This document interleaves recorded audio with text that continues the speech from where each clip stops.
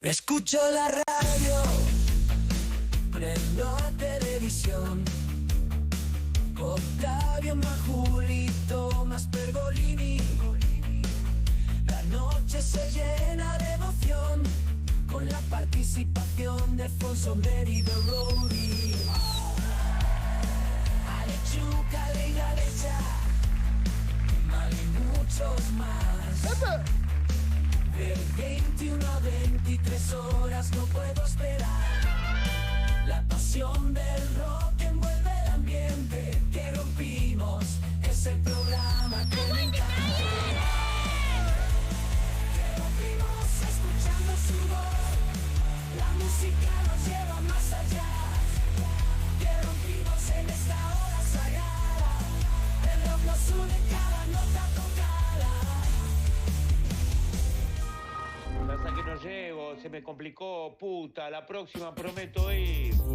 Noches, señores que escuchan o ven este programa, porque buenas no son. Es un día bastante complejo en la Argentina. Llegar acá es confrontarse contra un montón de humanos que se expresan de forma diversa, y hay mucho. Me sorprendió la cantidad de cacerolas que hay cercano acá a Vorterix, en el centro de Colegiares. Vine de Chacarita y también había cacerolazos. Hoy es un día importante porque se está votando en el Senado la ley de bases y condiciones para la Argentina futura, el proyecto que llevaría a cabo la idea de Milei sobre el mundo y este país. Ya hablaremos de eso. Mi nombre es Octavio Majul y hoy me acompaña, como todos los miércoles, el señor Alejandro Chuca. ¿Qué tal? Ale ¿Cómo Chuca Ale? aquí en la radio. ¿Todo bien? Y acá andamos, un día de laburo. Sí.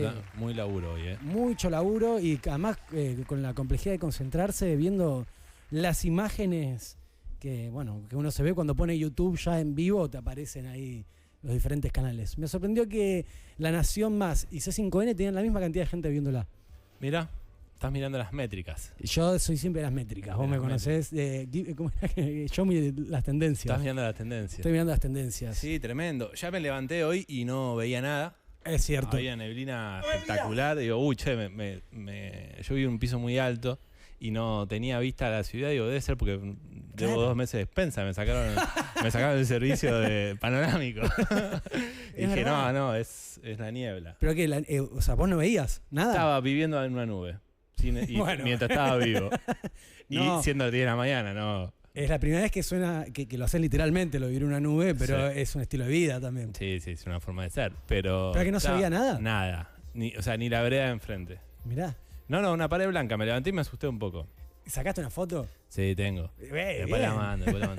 Y así que, nada, y después tuve como cuatro estados de ánimo durante todo el día, oscilantes. Cuando me dijiste, che, mirá que vamos a hablar de la ley bases, me puse a mirar y agarré el peor momento de represión en la tele. La señora que había perdido el celu, ¿la viste? No. Una señora que perdió el celu y le habían tirado gas en la cara, nada. Desastre, boludo. Un desastre. Hay 5 diputados hospitalizados y... El loquito moró y un par más. unos bichos y unas bichas de ahí. Sí.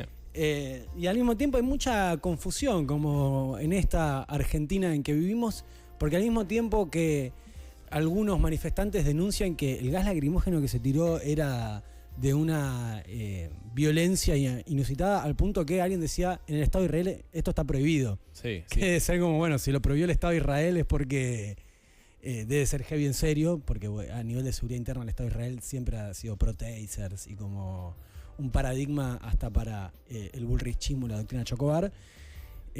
Pero al mismo tiempo que sucedía eso, apareció un tuit que no sé si lo viste. No, ¿cuál? Un tuit de la oficina de presidencia. Le pido a Mati si lo puede buscar y ponerlo, porque es realmente increíble. O sea, forma parte de una distopía absoluta en el cual felicita a las fuerzas de seguridad. Y no es que usa eufemismos como cuando Boris decía, bueno, por mantener el orden y la seguridad pública. No, por la represión. O sea, claro. Utiliza la palabra represión. ¿La represión de qué? Del terrorismo. Al terrorismo que es gracioso porque ahí, después de la palabra terrorismo, que tiene como un dramatismo total ese tuit hasta ese momento, aparece una coma y dice que atacaron con palazos, piedras e incluso como ahí ya exagerando un poco, como teniendo que decir, e incluso, y no me acuerdo cuál era la tercera palabra, bombas, explosivos, Sí, molotov. Sí, dice la palabra molotov. Y después los acusa de hacer un golpe de Estado. Bueno, hay que entender que el terrorismo es algo mucho más complejo y mucho más eficaz. Digamos. No viene de frente, primero. No. En general no tiene ni palos ni piedras. Y en general no sabes cuándo va a pasar. No. Entonces no es terrorismo. Eso no genera terror. No. Es que es una importación como de narrativas y películas yankees. Yo siento que estamos metidos como unas películas de Batman. Sí, es como, dame el término más... Tenemos el tweet. Más jodido que tengas, terrorismo. Pero no aplica. No aplica. A ver, le pueden hacer un zoom. La oficina del presidente felicita a las fuerzas de seguridad por su excelente accionar reprimiendo a los grupos terroristas que con palos, piedras e incluso granadas intentaron perpetrar un golpe de Estado atentando contra el normal funcionamiento del Congreso de la Nación Argentina. ¿Se puede ver un poco los comentarios de abajo? Porque hay algo que me da una bronca del mundo en que vivimos que quizás se manifiesta ahí en los comentarios de abajo del tweet. Porque no sé si... Yo no tengo Twitter. Vos no tenés Twitter tampoco. No, tampoco. Vos empezás a ver, obviamente que el algoritmo te muestra primero lo que uno quiere ver, en el sentido, o lo que cree el algoritmo que uno quiere ver, y el primer tweet que mostraron era uno de Grabois, como chicaneándolos, pero de repente empiezan a llenarse de unas cuentas que se llaman Shelby Milley. Shelby. Sí, por Thomas Shelby. Sí, Termo la serie. Milley. Y son todas cuentas verificadas de gente que paga plata por tener la cuenta verificada en Twitter, bueno, en X, que te da, a ver... Bueno, mira, Juan Grabois, tenemos el mismo algoritmo. ¿Quién es ese? Yo ya no leo nada. Juan Grabois, terroristas, granadas, golpe de Estado, demasiada frula en esa oficina.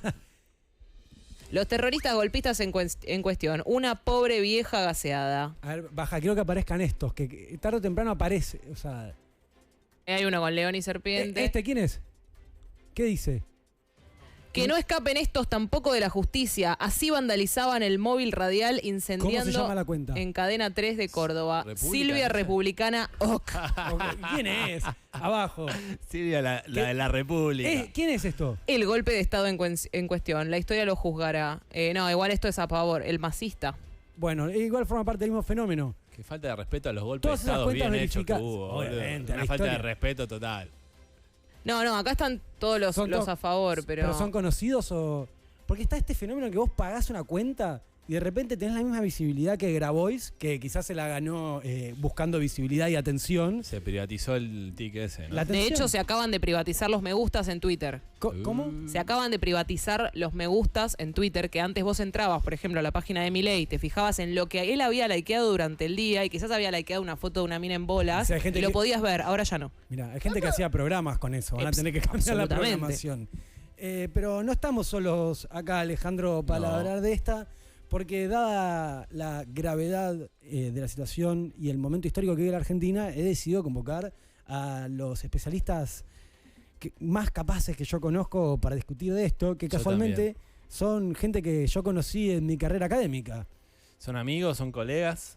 Y Son muy interesantes y va a estar bárbaro esto. que sin lugar a dudas trabajan con la cabeza y son pensadores profesionales como somos nosotros. Hoy hablábamos con Ale del panel que vamos a tener hoy y es quizá el panel más calificado de la historia de los medios de comunicación de la Argentina. Si América TV hubiese puesto este nivel de calificación en alguno de sus programas, la historia sería otra. Hubiera sido revolucionario, absolutamente. Sí. Le voy a dar la bienvenida por eso entonces a Sabrina Morán y a Lucas Aidán, quienes están a mi izquierda. En el caso de Lucas siempre fue así, en el caso de Sabri no me queda claro. Estoy viendo que... ¿Cómo andan? Sí, háblenle de cerca al micrófono, igual se están escuchando, ya pueden. Bueno, una jornada difícil. ¿Ustedes se han movilizado? Sabri sé que sí. Sí, ¿puedo hablar por vos? Siempre habla por mí. Hola, gracias por invitarnos. No, Estamos por muy favor. contentos. De nada. Nos movilizamos juntos, de hecho. O sea, no salimos juntos porque vivimos separados. La gente no nos conoce, pero podemos Claro, contar puede que empezar. no vivimos juntos. Somos amigos, pero no vivimos juntos. Llegamos al mismo lugar, nos concentramos en Rivadavia, Paraná, donde quizás poco inteligentemente casi todas las organizaciones habían convocado al mismo lugar, entonces no era tan fácil encontrarse.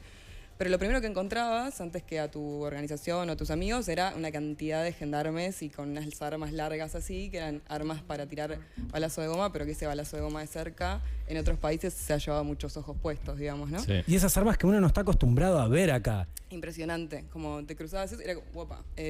La academia, si algo que tiene bueno, es que te permite viajar, porque hay becas para movilizarse, y es una imagen mucho más típica de otros países, donde vos caminás, no sé, por Francia, y hay unos canas con unas armas así. Brasil también. Y yo pensaba como, qué bueno que Argentina no tiene ese nivel de violencia tan naturalizado. Bueno, hay otra gente que opina distinto, seguramente. ¿Cómo lo viste, Luqui? Yo le digo Luqui a Luca, Solo vos. había proporción significativa o digna de cantidad de gendarmes con la cantidad de gente que estaba manifestándose. No, bueno, cualquiera que se movilice o que se haya movilizado en estos últimos tiempos ve que los operativos son totalmente desproporcionados en relación al motivo y al estilo de la movilización. Pero eso viene hace mucho y está, no sé, se suben a una de una película yankee de guerra que es insostenible. Es realmente muy, muy ridículo. Sí, yo mientras miraba la tele no sé si era una parte de una estrategia o qué, porque al final la tele se iba en las imágenes de la represión y no en los discursos de los senadores. A ver, nunca es espectacular una sesión de senadores ni diputados, nunca tienes que, qué pasión, ni para nosotros que somos fan de la política. Y de la palabra y los discursos. Entonces digo, ¿pero por qué esta represión? O sea, porque tampoco, la gente estaba en la plaza, ese lugar ya iba a quedar cortado el tráfico. ¿Cómo ven eso? ¿Qué es deseo de reprimir? ¿Estrategia política, de comunicación? A mí me pareció que hacía rato había ganas de usar este protocolo tan anunciado, ¿no? Y hubo movilizaciones anteriores que por su masividad y por su carácter transversal, quiero decir, no sé, pienso en la movilización por la universidad pública, ¿no? Claro. Se movilizó un montón de gente. Sí, histórica, total, pero quiero decir, gente no organizada, ¿no? Y hoy era una movilización de organizaciones, de sindicatos, de movimientos sociales, de instituciones, y para eso está pensado este protocolo, ¿no? Para atacar a los que son los chivos expiatorios de este gobierno, y entonces, bueno, es legítimo gasear y tirarle balas de goma a sindicalistas, básicamente. Sí, ¿no? y Argentina tiene una tradición de organización política y sindical muy importante y quizás más importante que otros países de la región y de Europa y otros lugares. De modo tal que esta represión también es una manera de deslegitimar e intentar desarmar esa organización que es muy, muy importante en nuestro país. Y de habiendo estado ahí de cuerpo presente y después de, trasladarse hasta acá, donde también era implicar ver esta gente que caceroleaba y demás, esa lucha porque finalmente es esto que decía Ale, hay algo a nivel espectacular que se pone en juego, que es, ¿qué discurso gana de si son más hijos de puta los manifestantes o la policía, ¿no? Es que juegan a eso. Sí, pero les decía preguntar, ¿sienten que esa discusión está perdida? ¿O tienen esperanzas en que se note el hilo de la trama esa de no sé, el terrorismo, por ejemplo, de quienes se movilizan? Yo diría que ninguna discusión por el sentido está perdida, definitivamente nunca.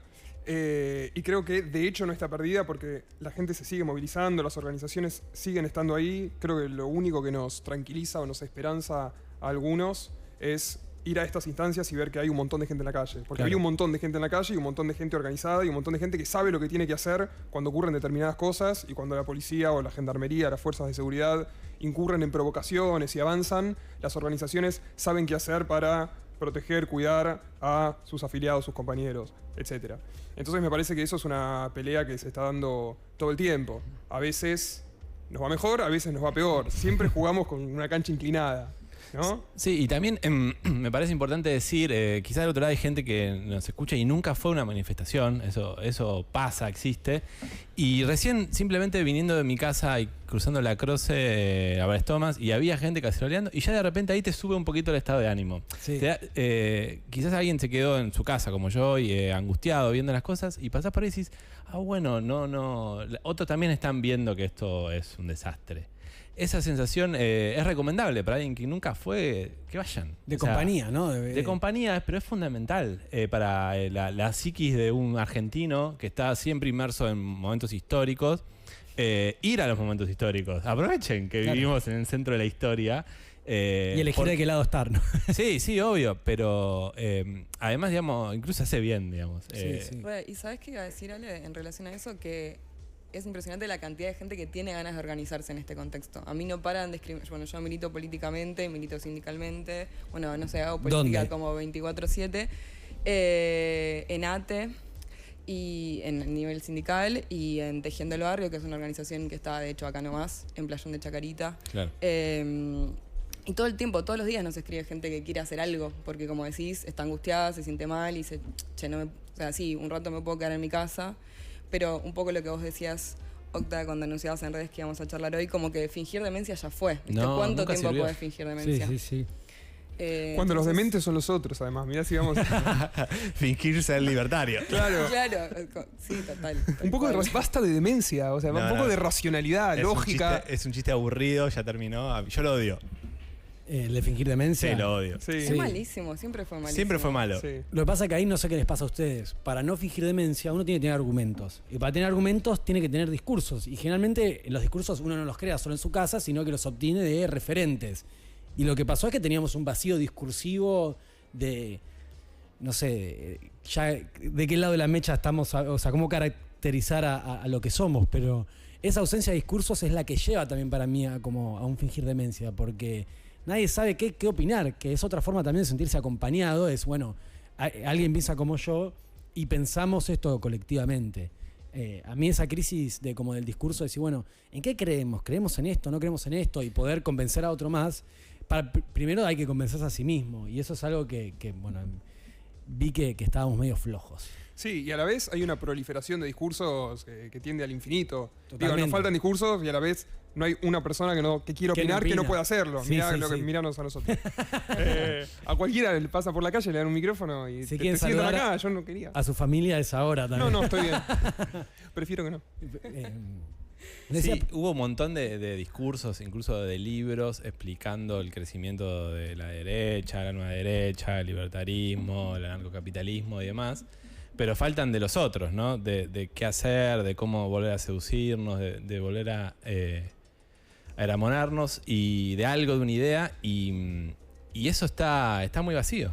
Acá hemos pensado mucho, digamos, cómo puede ser la rebeldía hoy, cuál es el estado de la situación. Digamos, creo que metodológicamente, nosotros que somos 4 científicos, primero tenemos que tratar de entender más o menos en qué escenario estamos, ¿no? O sea, cómo se rompe con este status quo, que tampoco es un status quo. Entonces, como es demasiado dinámico, jugar el juego de romper con algo necesita que algo esté sólido primero, ¿no? sí.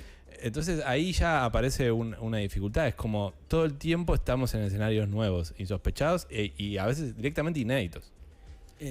A pesar de que hay un componente de novedad absoluta, otra cosa muy loca es que por momentos parece repetirse la historia, Sí. como no solo los nombres propios, como Martín Menem y demás, sino como estamos en una transformación en Argentina que no es solo económica, sino estética, ¿no? Así como Menem estaba a la altura de la televisión por cable de su época, era el que mejor representaba la época de Michael Jordan a nivel político, ¿no? Sí. Es como el combo ese del cable y la televisión llegando a todo trapo Argentina.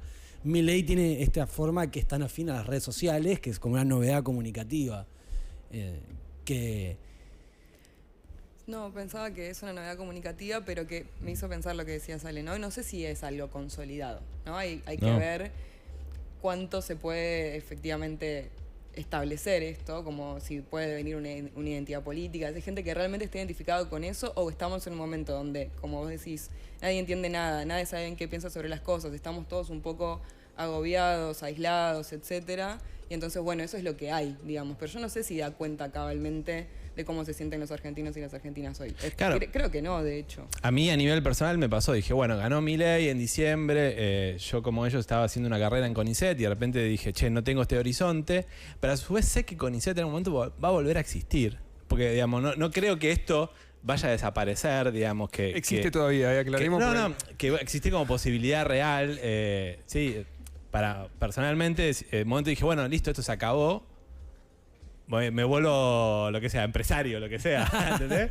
Y bueno, de última, si vos sabés que dentro va a ser así la vida, te configurás para eso, pero acá estamos en un gris en donde no sabes si dentro de un año o 3 vuelve el peronismo o un movimiento más estatal y se reconfigura la vida que tenías antes, o directamente no, y tenés que jugar un juego de liberal.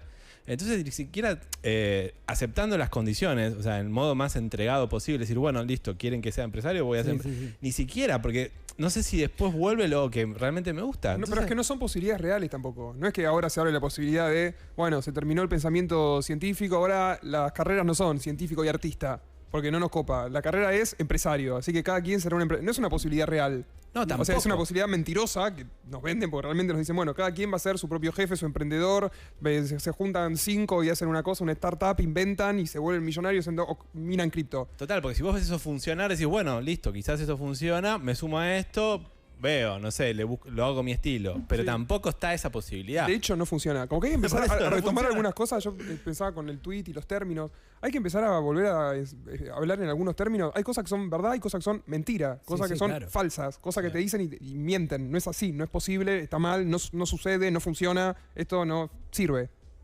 Ya, ahora Total. expliquemos por qué. Pero Tenemos todo un programa para hablar de esto. Después de una pausa comercial va Alejandro Chuca a presentar su típica columna de miércoles. Sí. Y los invito a quedarse para seguir discutiendo después de esto, porque es un tema que va para largo y que involucra muchos tópicos, de nosotros, de ellos, del mundo, de Argentina. Quería, en ocasión esto que decías de, bueno, de volverse todos empresarios, o vos decías que era imposibilidad, traer esta idea y discutirla de que Milei dice que el mercado nunca falla, ¿no? Pero eso va a ser después. Antes, Ale, ¿me puedes pasar lo que tenés ahí? Sí. ¿Qué hay ahí, Alejandro? ¿Qué? ¿Lobby Roll? Oh, claro que sí, Lobby Roll. Mire cómo me volví empresario. Claro, Lobby Roll, rollo, falafel y ensalada. Encontramos en Instagram en @Lobby Roll y en su 12 Corsales Honorio Pueyrredón 1483 y ahí R601 esquina Malavia. Horarios y promos en la bio de Instagram de @Lobby Roll. Hoy el guiso de vuelta. El guiso is back. Guiso de vuelta. Acá tenemos una ensalada con los falafel, pepino. Y esto sri, ojalá sea sriracha. Este es el que me llevo yo, ¿no? Ah, bueno, la dádiva, la famosa dádiva. Vienen por el guiso de Lobby Roll. Me manifesté hasta acá por el guiso. Me encanta la palabra manifestación porque también es la de, viste, el mundo New Age, de hay que manifestar cosas buenas. Yo vengo a la Plaza del Congreso a manifestar que la iba a hacer Claro. salga. Pero bueno, a quienes están del otro lado, los invitamos a escuchar una canción. Bueno, acá Sabri Morán tiene un tatuaje del señor Charly García. Esta es una canción de Sui Generis que se llama Tribulaciones, Lamento y Ocaso, un triste rey imaginario o no. Opa. Es una canción hermosa de una como ópera sinfónica, desprovista de casi de toda violencia en su versión de Sui Generis. Esta es una versión de 2005, que es del día posterior a las elecciones legislativas de 2005, cuando Cristina Fernández de Kirchner le gana en la provincia de Buenos Aires contundentemente a Chiche Duhalde y termina como de triunfar la visión kirchnerista del peronismo frente a la dualdista. La performance de Charly en este video es absolutamente increíble. Termina agarrando una guitarra, termina haciendo un solo y bueno, digo la fecha porque van a ver que hay urnas para votar en el medio del show porque bueno, era la intervención artística del señor Charly García en su momento. ¿Este tema lo elegiste vos? Sí. ¿La rompiste? Está todo acá, experto en marketing. Siempre tuyo. Vamos a irnos entonces escuchando a Charly García haciendo Tribulaciones, Lamento de Ocaso, un triste rey, imaginario o no, en vivo 2005. Y después seguiremos con el señor Alejandro Chuca con su columna. Y va a venir una sorpresa para vos. Bueno. Cuando me nombraron rey de la papa en el palacio de la papa frita.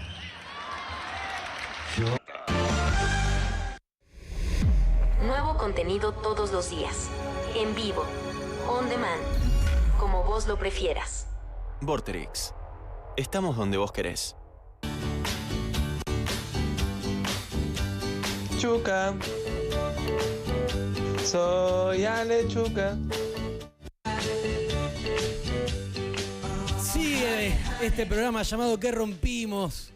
Y ahora sí con la columna de todos los miércoles. Chuca, chucharo, papo. Soy Alechuca. Top viralizados en Spotify, no sé si Está sabías. viralizadísimo. Muy viralizado, toda la gente de la calle me dice, chica. No sé cómo pararlo ya. Con alguna vacuna, supongo.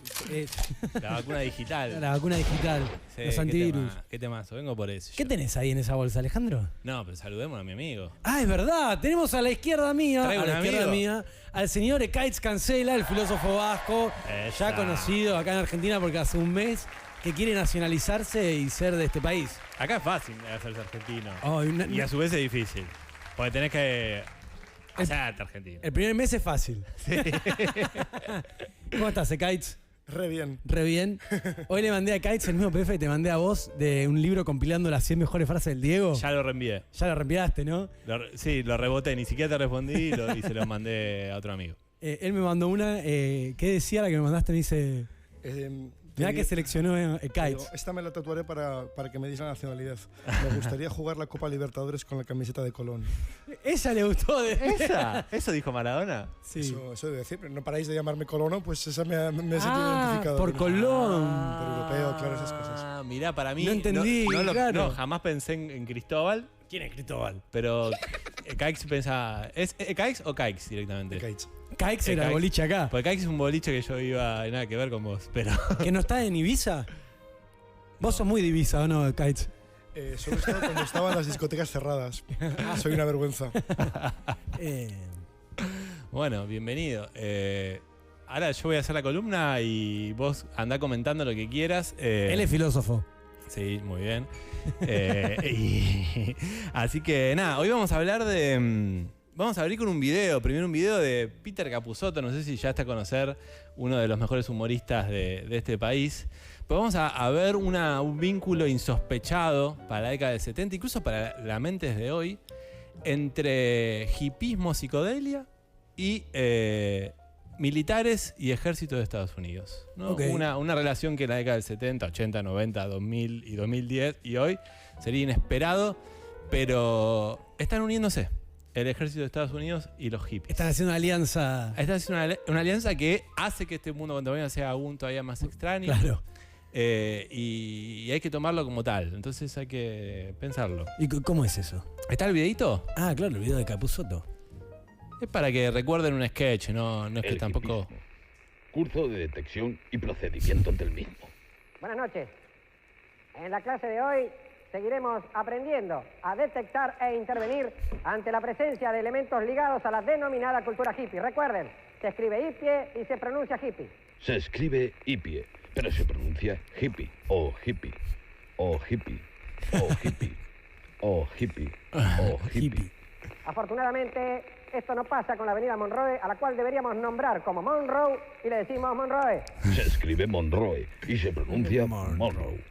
Pero todos dicen Monroe. Bueno. Ejemplo, voy a ver a mi tía por otra.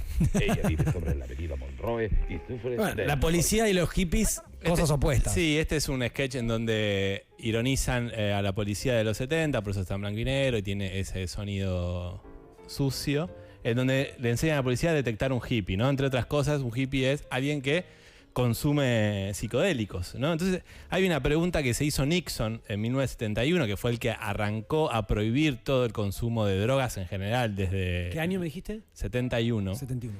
Que Nixon se preguntaba, ¿los psicodélicos, los hippies fueron atraídos por los psicodélicos o los psicodélicos hicieron a los hippies? Preguntón. Buen científico, Nixon. Sí. O sea, si los hippies fueron hacia los psicodélicos hicieron a los hippies ser como son, ¿no?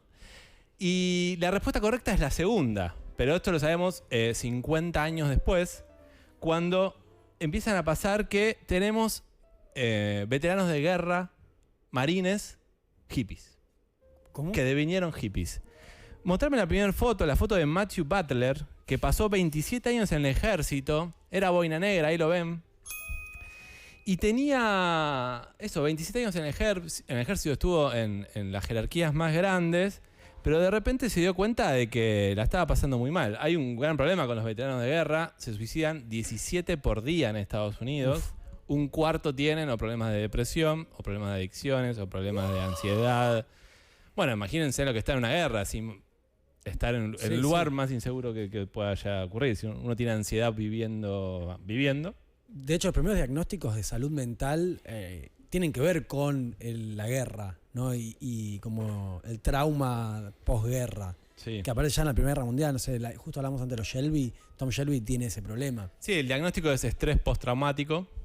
¿Y qué hizo Matthew Butler? Dijo, no podía más, en un momento lo quisieron arrestar y él estaba viviendo con los padres y para escaparse empezó a hacer un hueco en la pared. Estaba, bueno, completamente... derrotado. Sí. ¿Y qué hizo? Bueno, hizo terapia con psicodélicos, tomó hongos y de repente le cambió su vida. Poneme la foto 2, en donde vemos cómo ahora es Matthew Butler, este boina verde, que está en su casa. Mati, como siempre te pido un poco de zoom. Repleto de plantas y miren la mesa que tiene. ¿Qué es, porro? Un hippie o un hippie o un hippie. Hippie. Y está él militando junto con otro caso que vamos a nombrar después, porque el organismo que defiende a los veteranos de guerra empieza a incorporar el tratamiento con psicodélicos para curar el estrés postraumático. Poneme la foto 3 de Jesse Gould, ex Ranger del ejército. No sé qué es un Ranger, pero suena espectacular. Supongo que los Power... mirá que es esta foto. Que estaba también adicto al alcohol, estaba muy mal, deprimido, tenía hipervigilancia y ansiedad social y adicción al escabio, y se fue a Perú, escuchó en un podcast que la ayahuasca le podía llegar a hacer bien, y se clavó 4 viajes de ayahuasca. O sea, con un día de diferencia. Para el tercer viaje recién, o sea, un viaje de ayahuasca es muy, muy potente, se sintió curado. Y ahí está, eso es un marín que estuvo en Afganistán, que estuvo en Irak, y ahora de repente encuentra en los psicodélicos la cura a su dramático postestrés traumático. El Kite se ríe. ¿Tuvo experiencia con ayahuasca? No, estoy deseándolo. ¿Tuviste experiencia con la guerra? Claro, por eso he escapado de Europa. Claro. Con la guerra, mira. Claro. ¿Ya te sentís exiliado? Me siento exiliado. No tenía ese dato.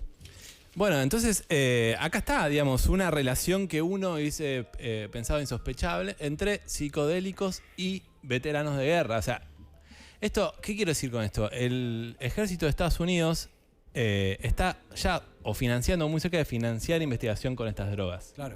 Porque de repente pueden llegar a solucionar un problema que es un problema muy grande. Porque Estados Unidos tiene veteranos de guerra todo el tiempo, porque tiene una guerra por década, se mandan.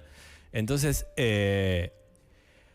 pasa esto. Y efectivamente son eficaces, mucho más eficaces que los antidepresivos y todos los tratamientos. Al primero que mostramos le habían mandado a comprar un perrito para ver si lo hacía mejor. Obviamente no funcionó.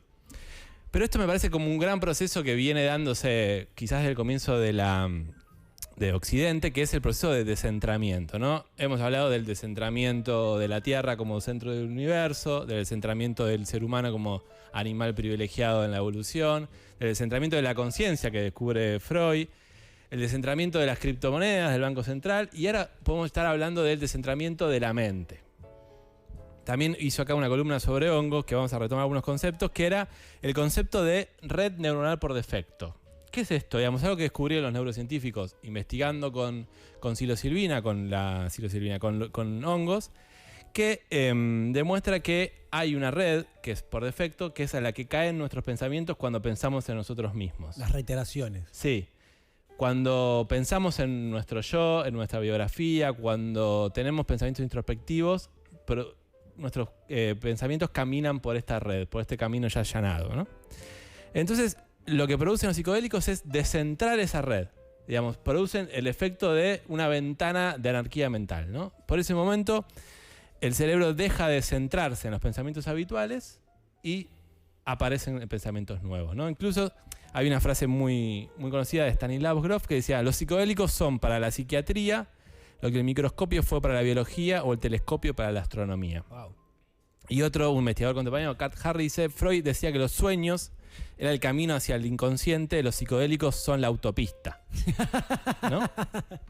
Entonces, es la posibilidad, ¿viste? O sea, ¿qué descubrieron los surrealistas? Que en verdad, cuando dejas libre la mente, esto de la escritura automática, por ejemplo, que se veía en la poesía, al final la mente cae siempre en lugares medio reiterativos. ¿Qué pasa en los sueños? Dice, bueno, vamos a Te acostás a soñar. Y siempre lo mismo. Siempre soñaba lo mismo. Sí, Al final no había demasiada información en esa libertad y en esa conciencia libre. Entonces, ¿por qué? Porque existe esta red por defecto, ¿no? Los pensamientos caen ahí.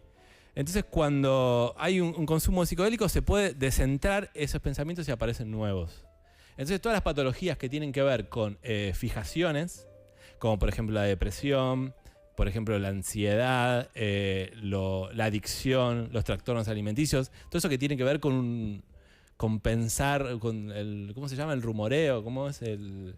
¿El qué? Rumiar. El rumiar.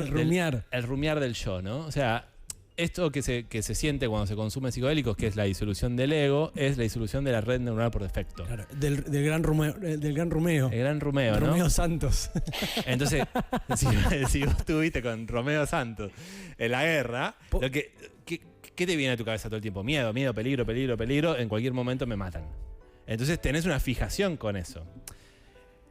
Puedo declarar que rumiar, porque es un verbo hermoso, rumiar, es casi dargeliano. Significa las vacas, cuando mastican su comida, la tienen como media hora en la boca de la vaca. Y eso es el rumiar, como ese pastiche que se hace en la boca de repetir algo que ya tendrías que haber tragado. Totalmente, sí, es como te engolosinás con algo que ya podrías haber procesado, incluso cagado. Si hay enganches que habrán rumiado, ¿no? Sí, Mauro Díaz, no sé, te habrá un enganche pésimo de River. Entonces, para traerlo un poco a nuestro universo de las ciencias sociales, que Caix conoce, podemos tratar de decir que la red neuronal por defecto es el efecto de un proceso de disciplinamiento, ¿no? Así que como toda sociedad produce una disciplina, una moral, ciertos valores, ciertas normas que te hacen pensar de una manera. Que si vos dejás a ese ello, vamos a decirlo freudianamente, libre, va para cualquier lado. Claro. Entonces necesitas que haya ese defecto. El tabú y la represión. Totalmente. Entonces, de repente, esto, o sea, este vínculo entre el ejército de Estados Unidos y los psicodélicos, que eran la droga de las 60 y los 70, pero para enfrentar, ¿qué? Instituciones recontraduras. La familia, el padre, la escuela con el director y la maestra, la fábrica con el jefe, el hospital con el médico. Todas esas autoridades vemos que están en crisis. Entonces, ¿sirven, digamos, estas drogas para enfrentar los problemas que tenemos ahora? Porque nuestros problemas no parecen ser problemas de fijación del sentido, de subjetividades demasiado fijas, demasiado estrictas, sino lo contrario. Quizás, digamos, ya ni siquiera tenemos esas instituciones de encierro de las que hablaba Foucault, en donde de repente nos sentimos oprimidos. Claro. Sino que tenemos unas instituciones que ni siquiera están ahí. Pero pregunta. Sí. Porque ahí me estás hablando de las instituciones reales del poder, ¿no? Pero las instituciones imaginarias, en sentido de lo que pensamos nosotros, ¿no crees que hay como una frustración muy grande porque todavía funcionan algunas de esas formas de pensamiento más fijas? Sí. Que incluso van a completa contramano del contexto de la época. Sí. Sí, obvio, porque vos decís, todos los movimientos feministas contra el patriarcado, que es una institución fijista total, todavía están siendo contemporáneos, si fueron hace poco, y fue necesario ese proceso. Pero a su vez también vemos emerger que ya no hay tantas de esas instituciones, o no vendría a ser lo que viene, digamos, ese tipo de problema, ¿no? Entonces, pasa esto, digamos, tenemos una queremos revelarnos o tenemos unas teorías sobre el sufrimiento de ciertas instituciones, es decir, de esta fijeza, esta opresión, esta falta de libertad, pero a su vez esas teorías después no sufrimos de esa manera, ¿no? O sea, no sufrimos de claustrofobia quizás, o de sentirnos excluidos de instituciones que esperábamos que nos incluyan. Entonces, cuando ya estas herramientas de indisciplinamiento, como es las experiencias psicodélicas, llegan al gobierno de Estados Unidos y al ejército, que siempre fue la punta de lanza tecnológica de establecimiento desde internet a todas las tecnologías, decís, bueno, quizás esto es más una forma de adaptarse al mundo contemporáneo que de romperlo. Claro. A mí me hace acordar mucho a cuando yo traía esta cosa de que hoy el ejército de Estados Unidos, al automatizar más la guerra con los drones, como que grandes miembros del ejército de Estados Unidos son gamers. Claro. Y que para los anteriores como altos mandos del ejército son todos putos. O sea, pero literalmente los acusan de afeminados por no estar en el cuerpo a cuerpo. Y siempre lo tenía a colación como el hecho de que esa idea de autoridad o de poder, que es la de una masculinidad dura, no la de un viejo teniente, ni siquiera es contemporánea, ni siquiera el ejército de Estados Unidos trabaja así. Sí, por eso, por esas crisis de las instituciones que hablamos, de la escuela, de la fábrica, son la crisis de esos varones que ocupaban esos lugares verticales, fálicos y de autoridad. Y uno se sentía medio un zarpado jugando videojuegos, ¿no? Estábamos en contra de nuestros viejos. Y de repente los mejores de esos son los que más gente van a matar. No tengo nada para concluir sobre esto, pero solo quiero mostrar lo extraño del mundo contemporáneo, ¿no? Y cómo tenemos que refrescar o dejar de mirar quizás las herramientas que en los 60, 70, que nuestro pensamiento es muy setentoso, boludo. Es muy mayo francés todavía. Es muy, muy, muy mayo francés. Foucault, Deleuze, toda esa gente que leemos que son los contemporáneos, pensan contra un mundo que ya no existe, quizás. O que existe, pero que también existe, ¿no? Esa es la complejidad, porque todavía están esas instituciones y está esa opresión. Entonces, ¿qué hay en las drogas? ¿Qué hay en los videojuegos que nos puedan servir a este mundo? ¿Es para entenderlo y adaptarnos o es para entendernos y tratar de otra cosa? Nada, quiero que me ayuden. ¿Cómo la decís, Kikes? Lo veo muy callado de Kikes. No sé si es la pipa del entretiempo. Lo vi pensar. ¿Lo viste pensar? Es re lindo de pensar a alguien. Escuché el ruido. Creo que había hecho un trabajo maravilloso a la hora de traer el tema coalición. Entonces filosofemos un poco. A ver, creo que no entendimos algo del mayo francés. Y voy a argumentar que las drogas solo van a servir para adaptarnos al sistema, y eso no tiene que ser el valor de cualquier movimiento que aspire a cambiar el sistema, sino que tiene que ser la transformación. Y creo que no son las drogas, sino la tecnología, las herramientas para hacerlo. Son las tecnologías las que nos permiten ampliar los sentidos. ¿Y una droga no te parece una tecnología? Es una tecnología de poder desde Foucault, pero igual en lugar de ir tanto a Foucault, quizá tuviéramos que ir más a Marcuse, que reflexionaba curiosamente en 1971 en un libro que se llama El fin de la utopía, que decía básicamente que estaban cambiando las necesidades biológicas que tenía el ser humano o el sujeto tal y como lo entendía Marx, que era, tú eres un sujeto que de 9 a 5 trabaja y después, ¿quién eres? ¿No? Decía que las transformaciones habían dado lugar a un tipo nuevo de necesidad: ser feliz, encontrar la comodidad, la estabilidad, el derecho a la paz. Lo decía, de hecho, citando a la gente que luchaba en Vietnam contra el imperialismo yanqui. Decía el derecho a defender la propia vida contra la agresión estadounidense. Las poblaciones del tercer mundo, los hippies, decía también Marcuse, que experimentan esa fuera del sistema, aunque sea renunciando, aunque sea de manera pequeño burguesa, pero lo experimentan, están de alguna forma llegando a derecho a la paz. No necesitas imponerle a alguien en Vietnam que tenga que ser pacífico. En Europa sí, ahora mismo todo nuestro comportamiento está manipulado para que aceptemos la guerra. Ya en el tercer mundo ya hay una nueva necesidad, que es el derecho a la paz.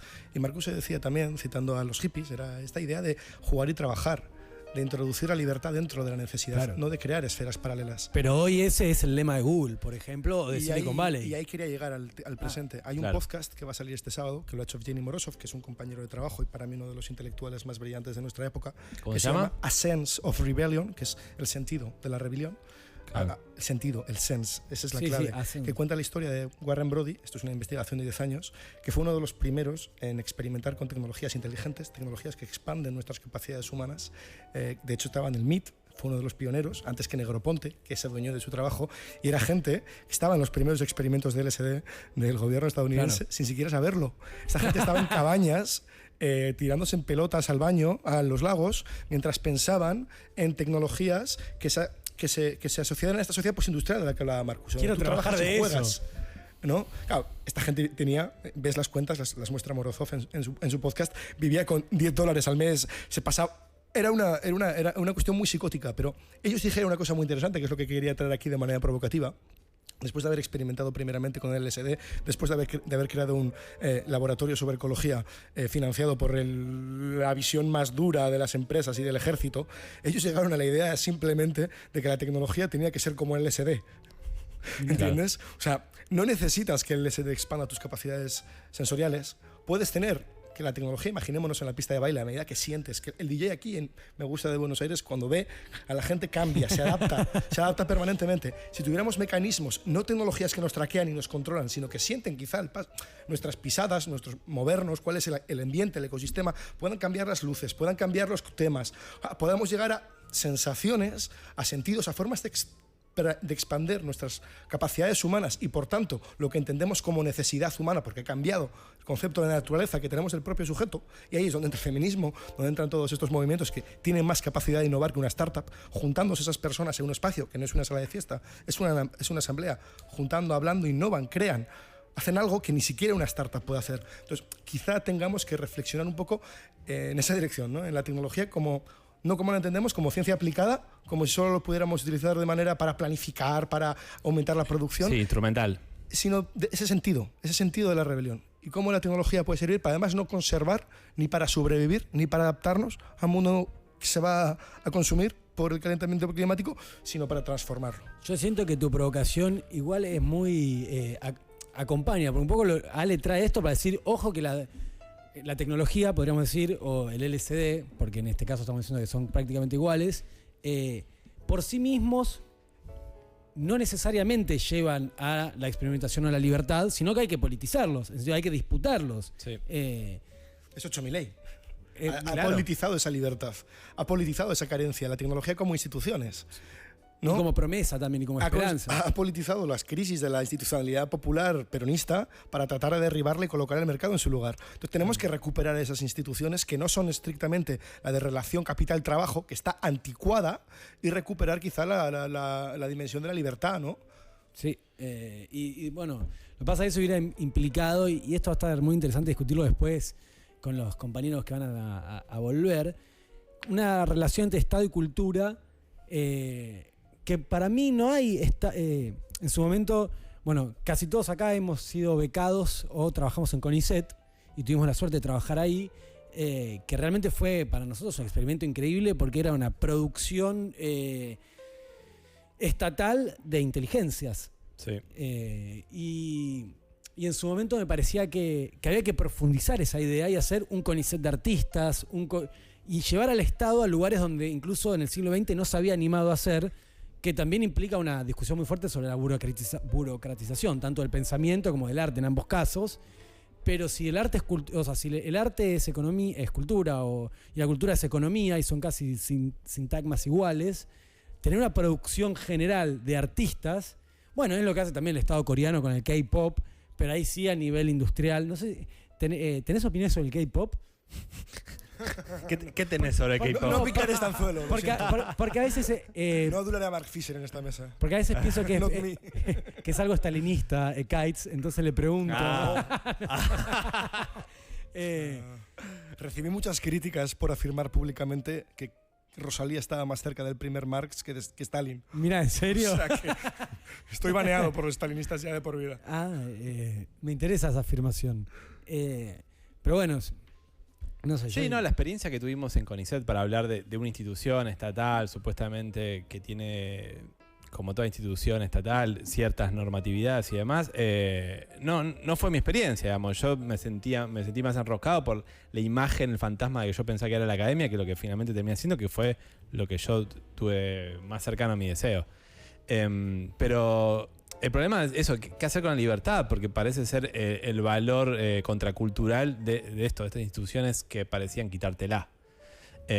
Y yo estoy dispuesto a ya olvidarme de la libertad como bandera de prioridad. Estoy más para tomar un pensamiento más vinculado, obviamente, a la relación o al holístico o a... Bueno, la igualdad, ese concepto. Pero la libertad no es educar el deseo. También la libertad, ¿acaso no es educar el deseo? Aprender el deseo. A cuáles son los límites de una sociedad, de una relación amorosa o no, que es por donde va tu tema, ¿no? Por lo que te he podido investigar. Acá espionaje no. Yo voy a defender la libertad acá. Pues te van a decir stalinistas. No, tú me has llamado chino. Me has llamado chino. O sea, no, espiamos. yo dije que no tenías Instagram como los chinos que no tienen Instagram. ¿Y cómo me miró mi y Instagram? debe tener un Instagram de guayerista, el de Yaminiano. Se puede entrar en Google directamente, claro. Pones Instagram, el nombre y haces de voyeur tranquilamente. No puedes acceder a algunas cosas, como los comentarios, Sí, creo, hay y cosas demás. que están bloqueadas. Bueno, igual me gusta que seas pro tecnología, que veas ahí algo potente. En eso estamos juntos. Sí, totalmente. Ay, ¿qué te iba a decir? y no hemos hecho match a través de nada. Del Tinder de intelectuales. ¿Qué te iba a decir? Sí, ay, se fue. El CONICET, habéis entrado. A ver, a mí hay una cosa que habría que decir del CONICET muy rápida. Para que el CONICET funcione, no se puede decir, como dijo el otro día su director, que hay que hacer acuerdos público-privados, que la dirección de la ciencia de Milei está bien, que lo que necesita el país es que entren fondos de inversión, porque es la única forma de ofrecer salarios dignos. Yo creo que tiene que ir mucho más por donde tú dices, ¿no? Cómo es la cultura un espacio de expansión, de difusión en toda la sociedad de la creatividad, del conocimiento académico, de la ciencia aplicada a defender las instituciones de la libertad, de las nuevas necesidades, de garantizar las cosas básicas, y cómo la cultura, como tú decías, por eso hay que expandirlo a artistas, pero no solo artistas, sino las infraestructuras para que todo el mundo pueda ser artista. Es que en realidad eso ya es un camino al salario universal. Cuando yo iba pensando en el CONICET de artistas, decía, pero ¿por qué artistas sin límite con...? Y que todo el mundo pueda hacer lo que quiera en su día a día. Y que eso entender tenga valor para todo el mundo y que la tecnología sea la base para difundirlo. No, y también tener en cuenta que es muy importante para vivir en el mundo contemporáneo de hoy entender más o menos en dónde estás viviendo. Y sabiendo ya, que es una verdad hoy en día casi de sentido común, de que todos sabemos que el mundo cambia cada tanto. Entonces, vemos con el auge, no es un auge, pero de las crisis de salud mental, que las personas están desorientadas. Sí, totalmente. Entonces, ¿quién puede ya producir una representación, un concepto, una idea de qué tipo de mundo estamos viviendo, sociedad? Bueno, las ciencias sociales, las ciencias humanas. Y eso produce bienestar. Digamos, pero ahí está nuestra crisis del hecho. Traigo el caso de marines angustiados, deprimidos, que hay que solucionar. O sea, si vos no sabés más o menos, tenés mapeado en dónde estás actuando, no puedes actuar. No. Entonces, ese conocimiento o lo producen los países centrales pensando problemas europeos, tratando de universalizarlos, o lo tenemos que producir nosotros. Expropiándote la ciencia directamente. Pero además que Europa no nos va a salvar porque no se puede salvar ni a sí misma. Entonces, incluso si querés responder entrando en el juego de ellos, de responder de manera instrumental y preguntándote ¿para qué sirve esto? Sirve para algo, digamos. Sirve para que las personas dejen de estar angustiadas. O sea, quieren que juguemos en su cancha, vamos a jugar de visitante, ¿entendés? Y le decimos, miren, fíjense que siempre necesitamos como humanos entender en dónde estamos. Y ahí también implica un acto de centramiento que se ve mucho en el hogar como forma de orden simbólico, que es, bueno, entender que cada uno de nosotros no ve el mundo en su totalidad y no tiene las certezas para operar en el mundo, que nuestros padres es una generación de gente que creía que moverse en el mundo era moverse con certezas que no puedes mover. Totalmente, nuestros padres, que bien que nos hubiese hecho si entendiesen que el mundo de ellos no fue el nuestro, ¿entendés? O sea, mi vieja nació en un mundo donde trabajando se podía comprar una casa. Claro. Entonces cuando después te quieren pasar la receta a vos, y no funciona, te lo pasan con amor incluso. Obvio, es que no es un problema de amor.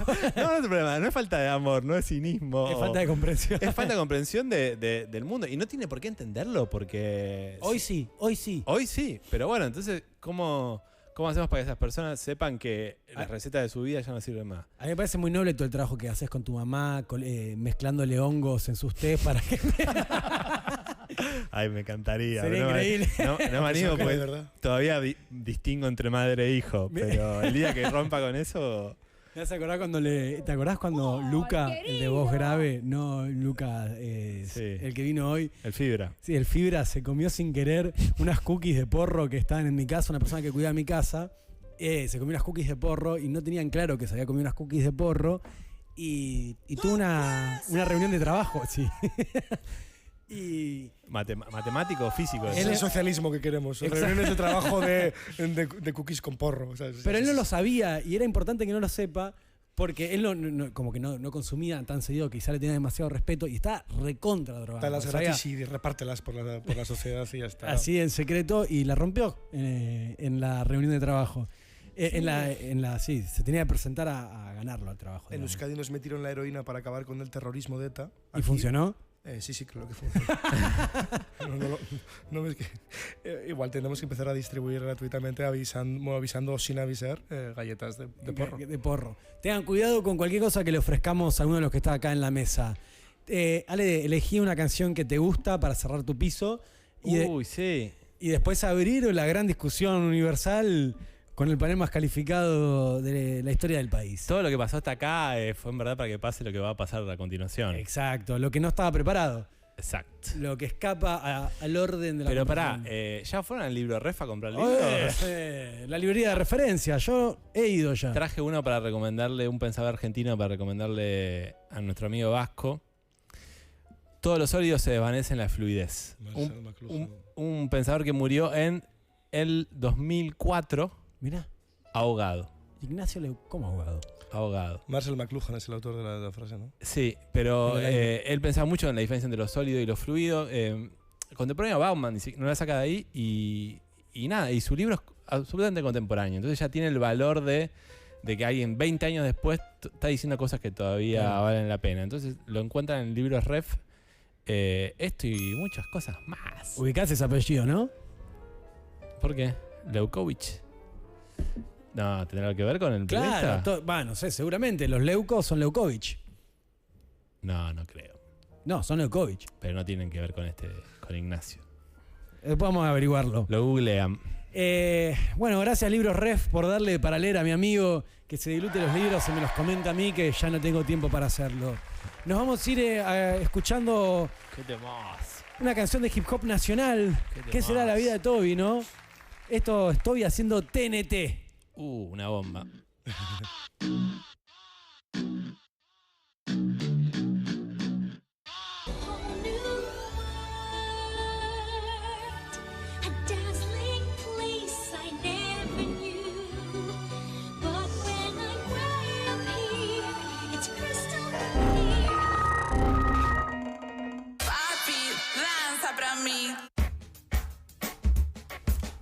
Sabri, Luca, bienvenidos de vuelta. ¿Qué les pareció lo que acaba de pasar? Bueno. ¿Sabían que esto pasaba, por ejemplo, en el programa de Borges? No, yo estoy muy sorprendido. Muy sorprendido. No es que no lo vea todos los días. Que lo hago sin falta. No, pero la verdad, una conversación con unas referencias, un nivel, un vuelo, es como hablar con vos. Viste que vos decías que la cultura estaba en decadencia. No, bueno, todavía. Bueno. Buena pregunta. No, Sabri, claro, no diste tu opinión. Me daban ganas de opinar mientras los escuchaba. Porque bueno, es el momento. No, tenía ganas de pelear un poco con Ale, porque a mí me parece que sí que hay que discutir la libertad.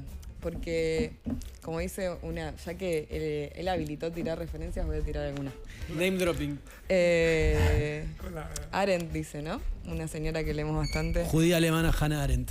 Que la libertad es el sentido de la política, ¿no? Y él decía la relación entre la libertad y el deseo, y nosotros sabemos, porque estudiamos ciencias sociales, que básicamente las comunidades políticas existen justamente para hacer posible que todos seamos libres al mismo tiempo que estemos juntos, ¿no? La democracia o la república, no todas las comunidades políticas. No todas las comunidades políticas. Bueno, la tiranía... No, pero no me quiero poner... ¿Técnica? Técnica, pero es una forma de gobierno. Bueno, ¿no? Sí. ¿Pero esto que me está diciendo que toca la servidumbre voluntaria? No, bueno, la servidumbre voluntaria es una forma de libertad, no sé. Y bueno, puede ser que sí, ¿no? Quizá una forma de descentramiento también. No, a mí me interesa el ejercicio intelectual, experimento mental, incluso de pensar en contra de la libertad. Como un experimento mental casi. O sea, como decir, bueno, a ver qué pasa si renunciamos a este valor fundamental. Para pensar radicalmente, ¿no? Porque pensar radicalmente es pensar yendo en contra de los fundamentos, de las raíces, ¿no? Sí, bueno, a ver qué pasa si pienso en contra de la libertad y puedo llegar a algo que sea alegre, un pensamiento alegre. En ese sentido me interesa. Después, a ver, mañana vamos a estar a favor de la libertad, pero quizás ya no sea nuestro, ese es nuestro valor, no sé. Pasa que pensar así, como decís vos, animarse a pensar en contra de la libertad es un pensamiento hipotético. Bueno, es pensar en mi casa en una situación hipotética en la cual podría pensar en contra. Porque la libertad. Lucas Aidán, señoras y señores. La libertad. ¿Se entiende? A ver, se entiende lo que digo. La libertad, como la igualdad, como otros principios, conceptos, valores, cosas que de hecho operan. En la realidad operan, efectivamente operan. Entonces uno no puede cerrar los ojos y decir, bueno, yo esto no lo pienso porque está ahí y produce efectos, mirá si no produce efectos. No, también te digo como estrategia para decir, bueno, de acá a 4 años o 3 años y medio tenés que ganar unas elecciones, podés crear una bandera más potente que la de libertad? Bueno, depende ¿O cómo... tenés que ir a disputarla?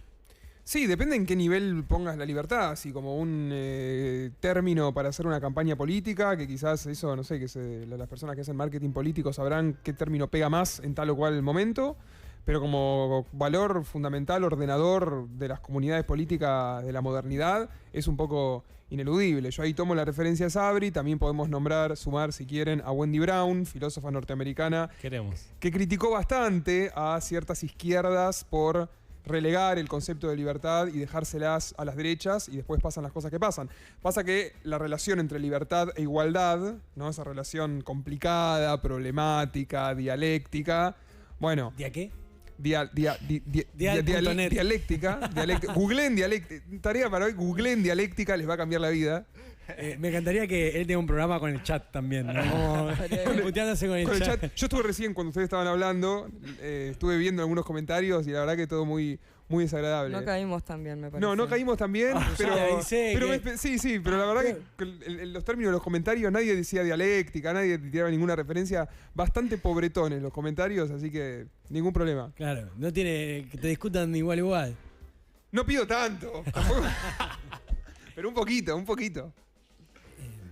Yo te iba a decir, Ale, en su momento cuando Kites te hizo una aclaración que es muy politológica para mí, respecto a que la libertad también era constenir los deseos, educar el deseo, porque ahí hay como una tradición de pensar la libertad de dos modos, una que es positiva y otra negativa, y en general vos cuando la pensás como negativa, que es la de libertad como, bueno, oponerse a las cosas o tener un margen de maniobra. Sí. La idea de libertad como ausencia de obstáculos externos.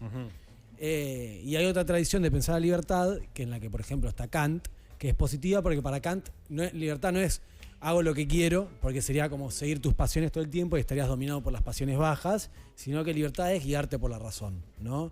Y esa es como una tradición positiva de libertad. Bueno, la libertad como que reina ahora es la libertad negativa. Exactamente, sí. El liberalismo se caracterizó siempre por tener una definición negativa de la libertad, que hay que aclarar, negativa y positiva no son valoraciones, sino que una indica la ausencia de algo, un obstáculo externo, y el otro la presencia de algo. Bueno, ahí hay un camino para pensar de otra manera, eso está bueno, yo no lo conozco. No, por eso te lo traía. Y hay algo, sin duda.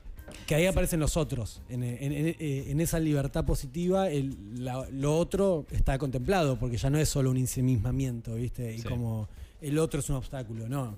Al revés, quizá una definición más comunitaria de la libertad positiva, bueno, con el republicanismo de Kant u otros así, involucran en realidad que solo somos libres con los otros. Tal cual. Es muy loco eso, porque en realidad esta libertad que es la bandera de este gobierno, de este movimiento que estamos todos tratando de entender, en realidad no es liberal. Porque los liberales siempre tuvieron claro que esa libertad negativa es entre otras personas. Es que no podemos sino vivir con otros.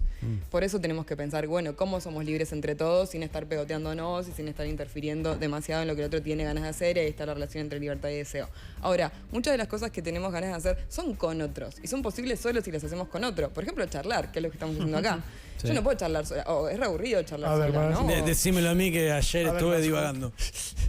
Habermas, no, habéis ya explicad Habermas ya si queréis.